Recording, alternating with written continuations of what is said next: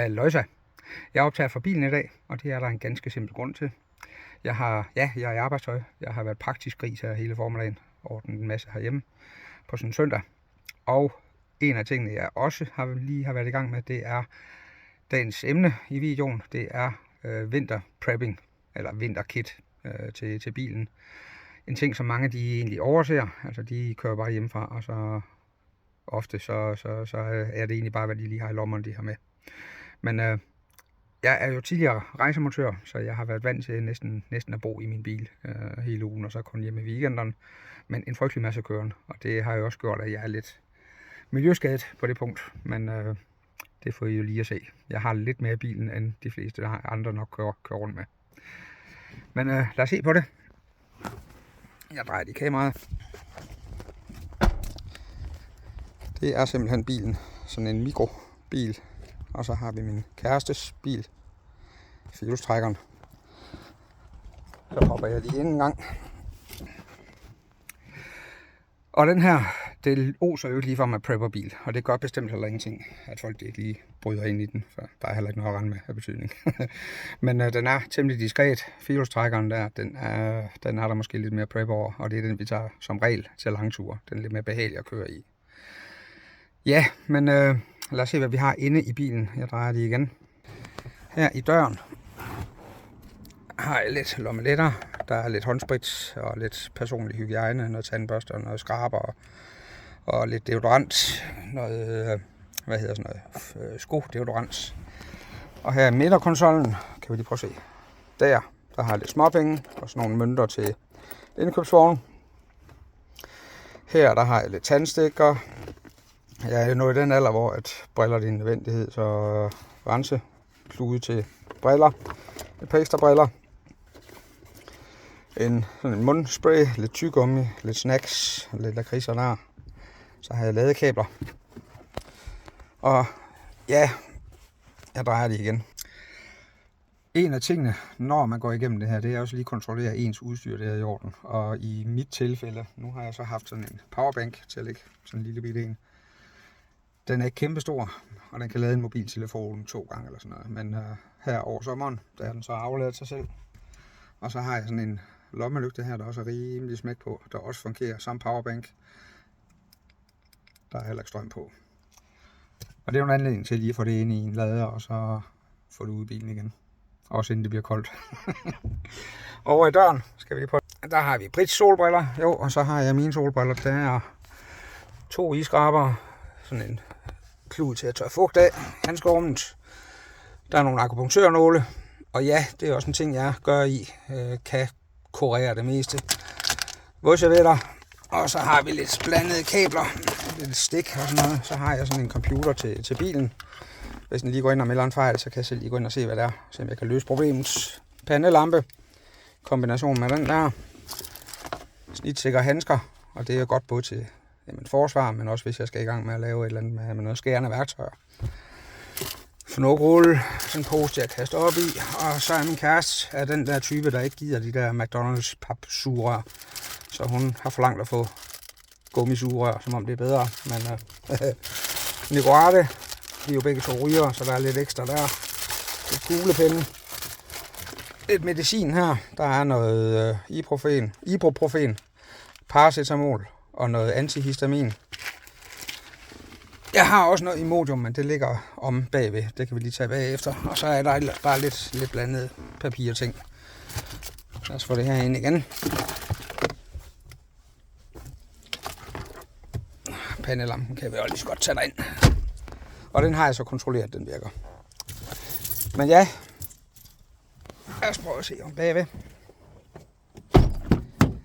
Herom har jeg så en hættetrøje, og så har jeg sådan en windbreaker, sådan en soft shell, og så har jeg sådan en organisator her. Skal jeg se, om jeg kan være der.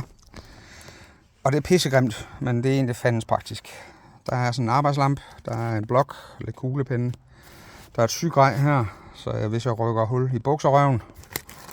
Her der er et førstehjælpskit, jeg selv har modificeret lidt, så der er hvad jeg skal bruge. Alotip, der har jeg et mere om bag i. Tourniquet, arbejdshandsker, gule veste, hvis jeg kører i Tyskland.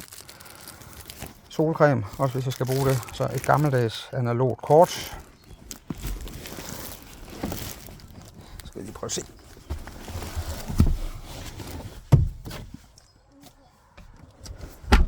Så kommer vi til det mere spændende. Jeg har 2 tæpper her, og det er bare sådan nogle flyttetæpper. De er ikke pokkers varme, men den her den er ekstra kraftig, den type er. Så de kan godt holde varmen. Og så her vinterhalvåret, en hue på vinterhandsker. Bagenden, jeg har 2 ekstra rygsække, sådan nogle fold ud i IKEA nogen. De er ganske fornuftige, hvis jeg skal have en hel masse mad. Så er der sådan en kompressor, der er fuldt med bilen. Slæbetov, lidt håndværktøj, lidt sikringer. Sådan en slæbekrog, hvis jeg skal slæbes i gang med slæbetovet. Og så er der sådan en afskyelig skum en til dækkene, hvis jeg punkterer. Jeg kunne aldrig finde på at sætte den i, fordi at, jeg vender lige en gang, i moderne dæk, der har det været et lovkrav siden 2014, at der skal være sådan nogle tryktransmittere i dækkene, som gør, at du kan se, at du kan rundt på et fladt dæk. Og den koster altså omkring 1000 kroner sådan en. Og fylder du sådan en skum i, der er også mange steder, hvor det hedder dækpilot. Fylder du sådan en skum i, så ødelægger du altså den transmitter. Og så noget, der egentlig bare kunne være en lapning, det kommer lynhurtigt til at stå i et par 1000 kroner. Lidt dumt. Og hvad gør man så ved det? Det kan de vise bagefter. 2 sekunder. Drejer igen. Over den anden side, startkabler, lidt ekstra arbejdshandsker, et lille stykke tov, lidt båndstrammere. Og så kommer vi til det gode. Vi kan lige tage og lægge den her på igen. Det er jeg færdig med. Så har jeg en reservedunk. Og det er en 10 liters dunk. Og så er jeg også typen, der... Skal vi se. Der har vi tankdæksel. Der fylder min bil helt op, så ofte jeg har muligheden. Snekæder. Og der er kun et sæt i dem der. Og det er som regel fordækkende, eller trækkende aksel, du sætter dem på. Sneskovl. Også ganske udmærket. Og så har jeg et par støvler. Nu er det ikke noget problem med de her arbejdsstøvler. Og som regel heller ikke i de sko, jeg plejer at gå rundt i. Men det er rart lige at have lidt sko, du kan gå langt i, uden at det generer fødderne. Så har vi min Get Home Bag. Indholdet af den, det kan vi lige tage senere, men der er noget frysetørt med, noget snacks og noget kopper og spisegrejer. Jetboil er der også i, og lidt save, og hvad man ellers skal bruge. Lægger det herover. Og så har jeg sådan en lille bitte kasse her. Der er en pulverslukker, der er en hel masse vand, iste, lidt sodavand, energidrikke, et par paraplyer, og så har jeg sådan en, for pokker, nede i den her. Der er også en advarselstrekant, hvis jeg kører i stykker på motorvejen. Og i en snestorm, det vil være rart nok at lige have noget lys. Så der er sådan en her på magnet, og så kan jeg tænde den. Nu kan vi så ikke se alverden, fordi det er så lyst. Men det er en, der kan lyse med en masse forskellige intervaller. Og den sidder fast med magnet, så det er heller ikke en, der lige blæser af. Så har jeg sådan noget adjektiv til benzinen. Et par poser til, når jeg er ude at handle. Lidt ekstra pærer, og så har vi det her. Det er godt nok ikke lovligt at bruge, men jeg har brugt det nogle gange efterhånden. Men det er sådan nogle små lakridser, hvor at hvis du kører i et søm eller et eller andet, så trækker du sømmet ud. Lige markerer med et stykke kridt, hvor det er hen selvfølgelig. Så har du sådan en lille bitte fil, du trækker igennem. Så tager du en del lakridser, og så sætter igennem den der er sådan en lille bitte krog på den her. Så sætter du den lakrids der i, fedter det hele til i lim, og så presser den ind i dækket, og så skal den sidde i 10 minutter. Så kan du med den her kniv lige skære det overskydende væk. Der har vi Brits, halløjsa. Og så skal det lige have lov at hærde, og så med kompressoren, der ligger dernede i, så kan jeg pumpe lidt luft i. Og ellers så er det jo bare, hvad man ellers har i bilen. Paklomme lidt og sådan lidt kopper der. Har du behov for at sige noget til videoen? Nej. Der må jo lys. Men jeg tror også, at det var det. Og så er jeg Brits bil selvfølgelig, den der holder derovre. Den har, nu sætter man lige der, det må lys, det irriterer mig.